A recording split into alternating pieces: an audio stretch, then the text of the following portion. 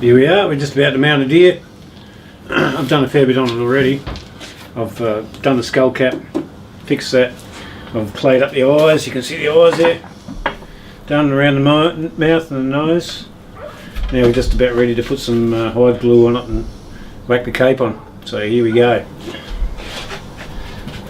And you only do around the head, keep it away from where the cut is down the back of the neck, because you get hide glue on the skin. So we just do it where it's necessary at the moment. You don't go around the back of the form. You're just doing around the upper neck a little bit. But where the cut is down the back, we won't go anywhere near that. Okay, here's the cape we're going to put on. This isn't the original cape, but it's going to have to do. It's a big old rough cape. I've put clay in the ears. I've done the ears, they're all done, see they're solid. It's clay in both ears, so you turn everything inside out. Nose and eyes, lips. And then we're going to put it on. Trying to keep everything out of the glue.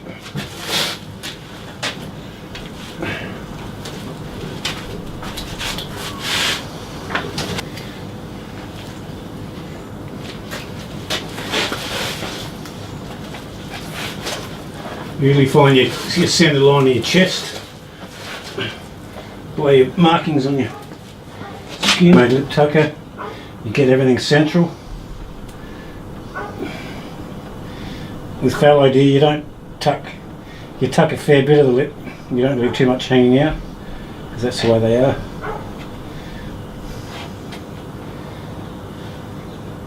You don't tuck it any further than what the hair will tell you what to do.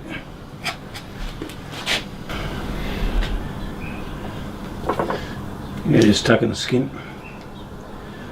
Still working on the lip line.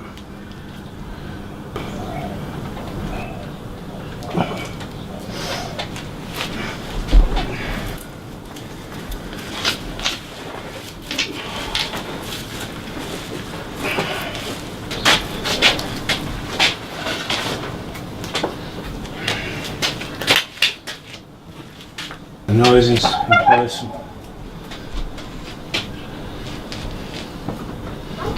Tucking the nose skin.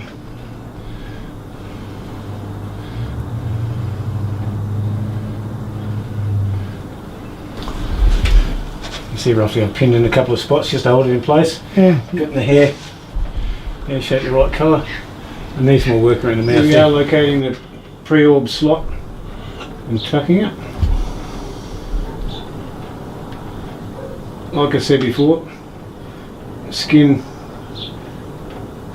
you got to work with the skin.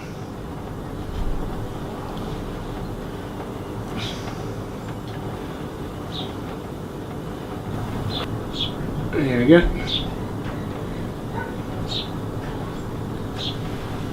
See it going into the slot. Okay, we're just going to tuck the eyes roughly. There you get your eye skin, and you got to tuck it underneath the clay in the corners.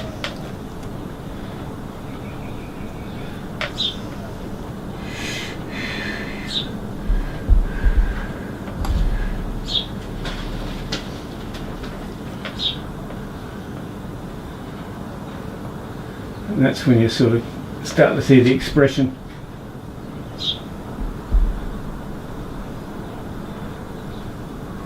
With an eye, most animal eyes, the first third is the highest point on the top. It goes up and then it comes down, and the middle of the eye is the lowest point for the bottom. So the first third is the highest point for the top eyelid, and right in the middle of the eye is for the bottom eyelid. When you turn them, you've got to get your lashes turned in. You have them so they're even. The eye is what brings the animal to life.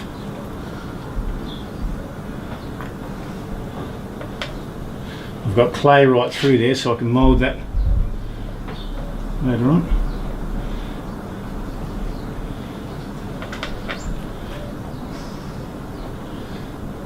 Look around. You just got to keep shifting the skin around till you get it.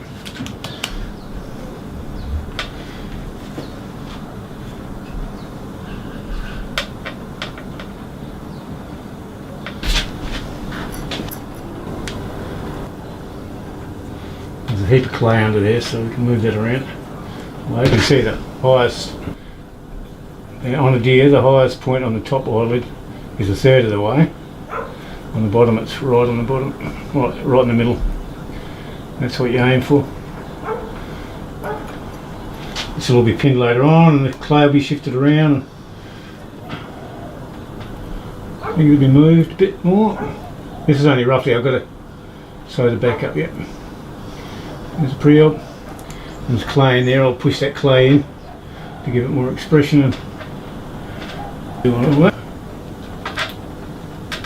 Just to hold it in place, I'll just tuck in the other eye.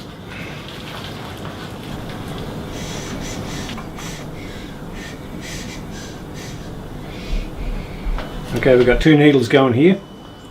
I'm going to sew up the back before I do the rest of the work around the head. So we want to work around the coronets. We've got 2 wire cuts. I'll use a short thread for the one, wax cotton, wax thread, and a longer one for the, which will go all the way down the back. So I've just got to find where the coronet starts and join them up and hide your thread.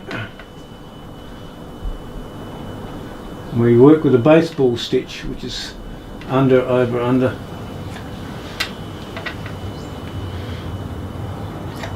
You don't want your threads to pull.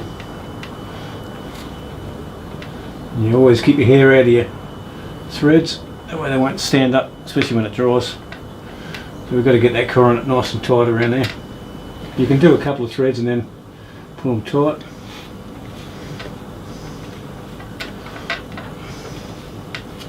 Keep the hair in. It's amazing how it'll all come together when you see it in the finished product. Everything sort of falls into place. He's got a big old scar there on his top of his head. That's the thing.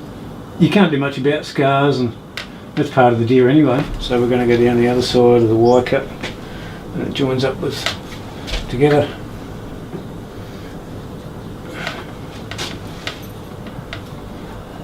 All these threads, but you always leave a bit of a tag in case it pulls out.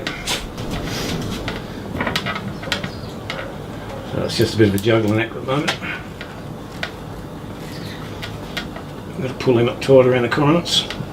That'll all sew down together like that, and all pulls into place. So around the coronets, it's got to be pulled up yet, but it's actually all matching up.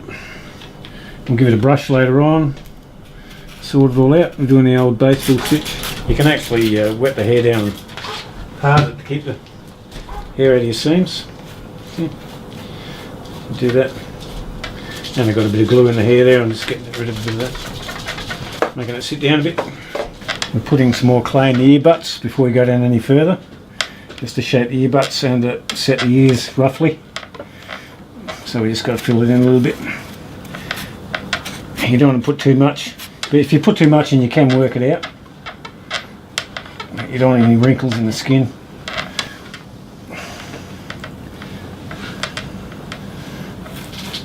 You've got to shift your skin around as you're doing it. And you've got to mould it so that you don't get any dips and hollows between the cartilage and the inside and the outside, so you've got to mould it. You want to make sure you haven't got any wrinkles in the skin as well. When you're doing your ears, the bottom of your ear should line up with the eye about the right height. You've got to sort of look it up. We lay our stitches down in a baseball stitch. It's actually about 1/4 inch between stitches. You don't want to go too far apart because it might spread as it dries. So you pull them up tight. So we just keep plugging along.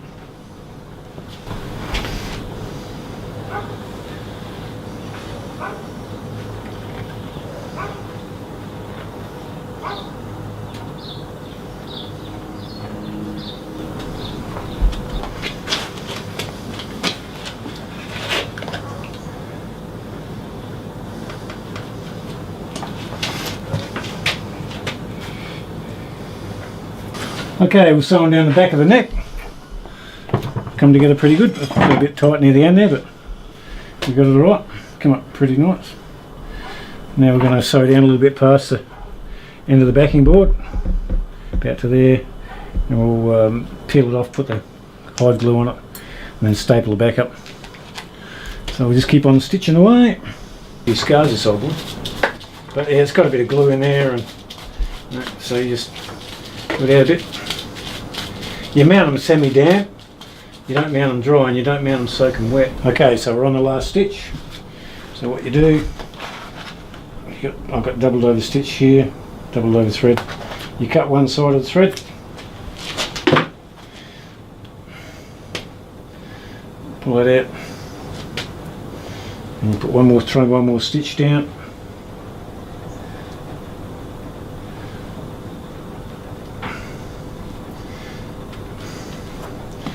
Pull that single thread through. There we have it.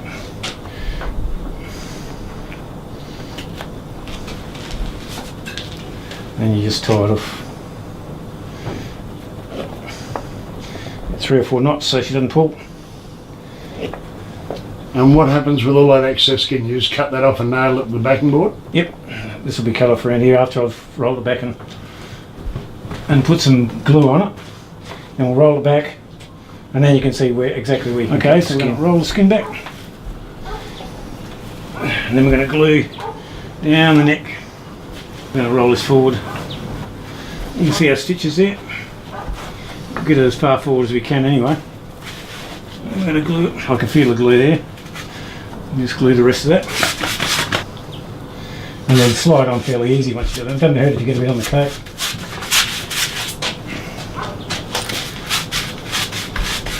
Around underneath the legs here is an important part. That's where it's going to drum, if it's going to drum. So you make sure you glue and pin this area well. What do you mean by drumming, Rob? We'll see where that gap is in between the shoulders there. Yeah. When the skin dries out, if it's not glued and pinned right, the skin will dry out and pull, and it'll go tight, and you'll lose all your detail.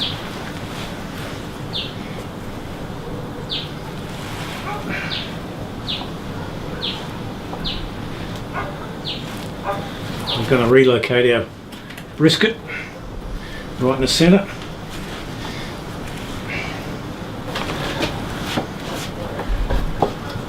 Okay, we've got the cape back on properly, all glued.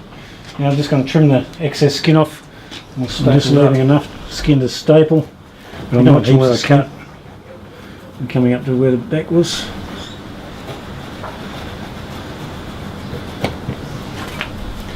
There you go. I always make sure I've done all the rest of it before I do it, because sometimes you fold it back and it might be a bit short. So yeah, make sure you've done it. Okay, so a lot of people use a pneumatic stapler or an electric one. I just use the old hammer at the moment because my other one is not working, but it works alright. You put a couple of staples in all the way around.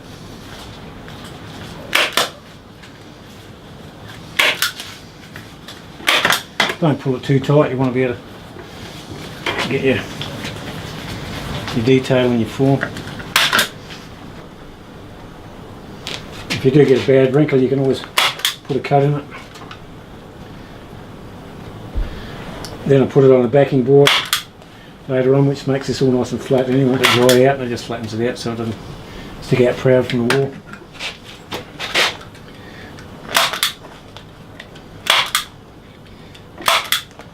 The nails in the back where the skin was so tight, just to hold it there till it dries.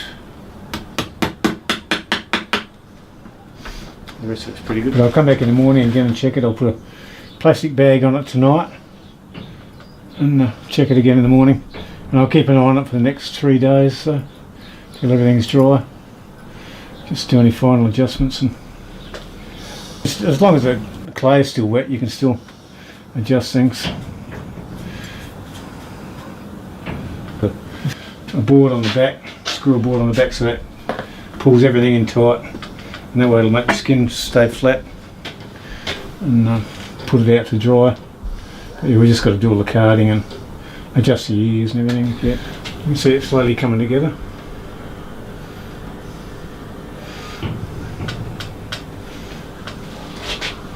to get everything even.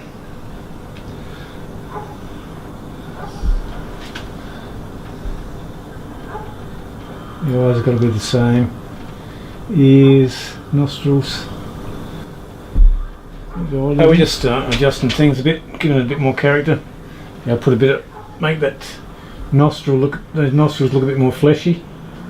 Because I've got the clay in there, you can do that just by moving the clay around. You can make them look nice and fleshy and live. And what's the drying procedure? Usually about how long? Depending on the weather, about 3 or 4 weeks to dry out the skin, dry out the cape. You can usually put your finger in the ear, and when that feels dry in there, that's the fleshiest part of the cape. So once that feels dry, then it's ready to finish off.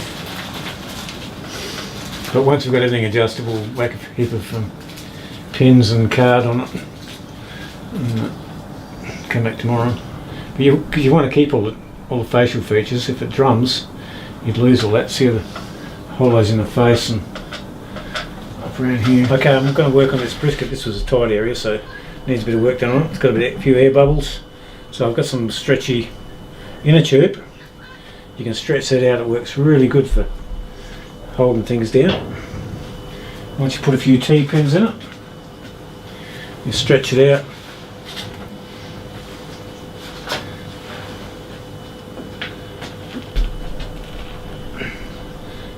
Put a few pins in that really holds it down.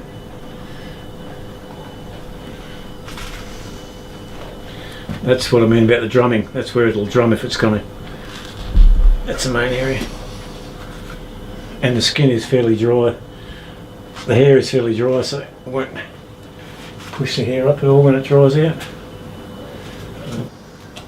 Just keep the shoulders defined when it dries. Okay, so you've seen the basic deer come together. To put a plastic bag over the head, stop the clay from drying out, and walk away from it till tomorrow. And tomorrow morning I'll come back in, take the bag off and check everything, because the clay will still be all wet. And I'll do any final adjustments and then keep an eye on it over the next couple of days. We'll see you in a couple of weeks when it's dried out. When it's dried out, we'll finish her off.